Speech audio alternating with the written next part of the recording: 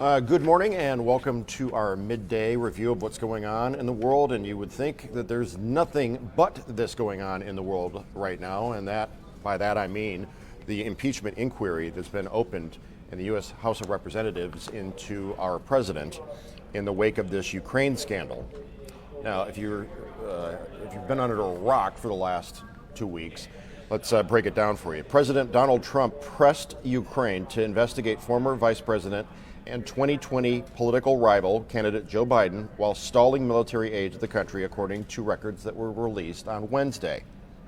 So this goes back to a July 25th phone call between President Trump and the Ukrainian President Zelensky. House Speaker Nancy Pelosi announced a formal impeachment inquiry against Trump, saying his conduct reveals a betrayal of his oath of office, betrayal of our national security, and betrayal of the integrity of our elections. Now, the president immediately responded to the inquiry by taking to social media, his favorite form of expression, and exclaiming presidential harassment.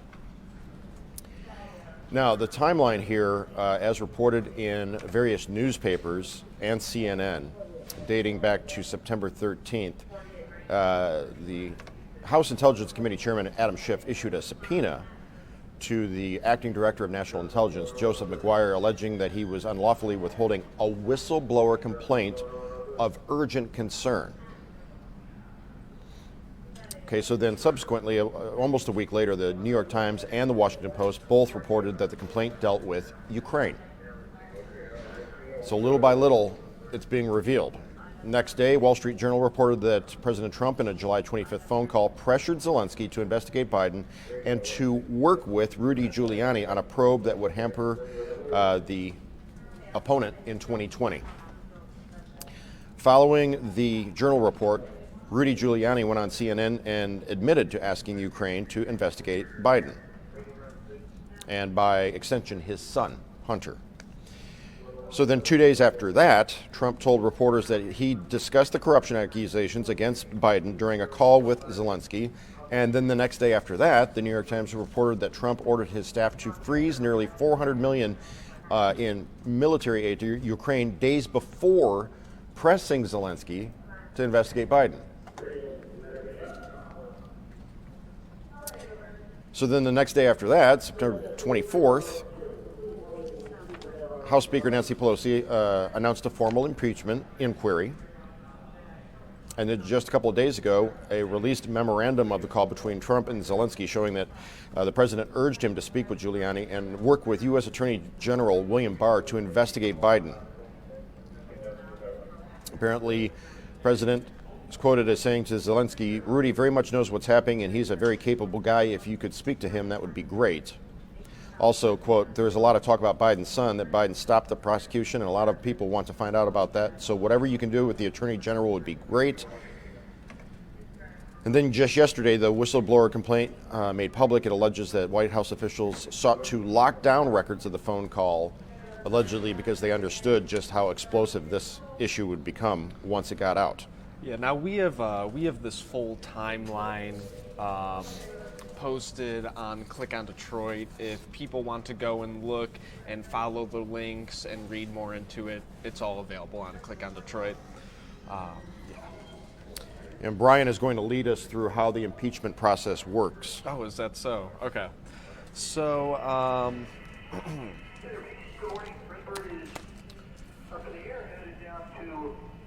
I did put together a crude flow chart to help explain this, to help visualize it for our viewers. Can you take it full? Yeah, we'll take it full. So, basically,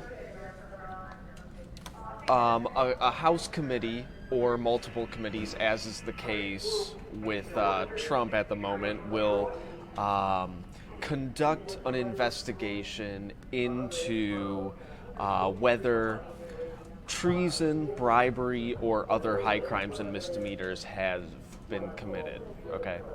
And after that investigation is completed, after the investigation is completed, the articles of impeachment will be brought to the House for a vote. Okay, and if more than half of the House votes to impeach, then the president is impeached. If less than half vote, then the president will remain in office. And currently, Democrats control the House, so it is likely that if articles of impeachment are brought to a vote, then they will vote to impeach. However, go back to the flow chart. The case then goes to the Senate, where a trial is held to determine whether the president is guilty, and here you need a 2/3 majority to vote in order for the president to be removed from office.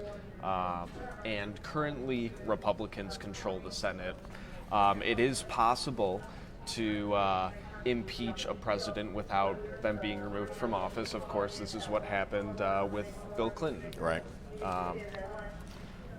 So, Andrew Johnson, Richard Nixon, Bill Clinton, and now possibly Donald Trump, depending on how it plays out. Obviously, people are passionate about this. They're commenting. Current viewership in the hundreds. It will be interesting to see how this goes in the coming days. This may be just the tip of the iceberg because, as you may have heard, there are multiple people with knowledge. The information that came forward from the whistleblower was delivered basically secondhand. But there are other people with firsthand knowledge of that phone call, and whether they will also come forward and blow the whistle, for lack of a better phrase, and add to a snowball effect remains to be seen. And of course, there are other behind-the-scenes maneuverings that we may not know about for days or even weeks on both sides as this plays out. exactly. We will keep the live stream going for a few more minutes for those of you who are engaging in passionate dialogue about the president's relative guilt or innocence in this case, whether this is a political witch hunt or a valid legal proceeding or legislative proceeding. Let it play out and converse. That's what democracy is all about. For the rest of you, have a safe and happy weekend. We'll see you back here on Monday.